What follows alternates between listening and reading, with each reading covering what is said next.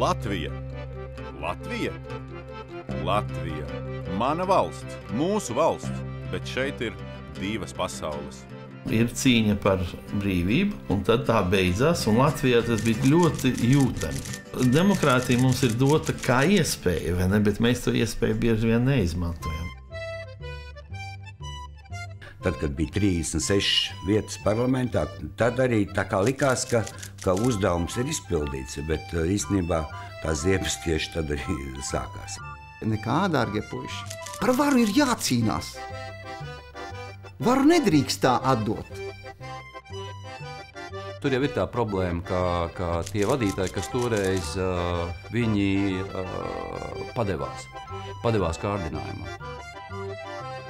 To jau nevar noliekt, ka tur bija tīri personīgi arī interesēti. Kāds būs likums, ko te katrs dabūs no tā atpakaļ.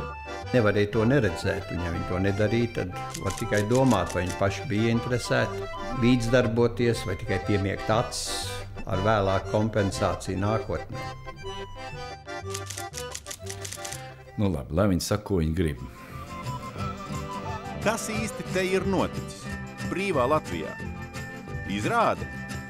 To redzam, tajā piedalāmies, bet mācības pārāk ātri aizmirstam.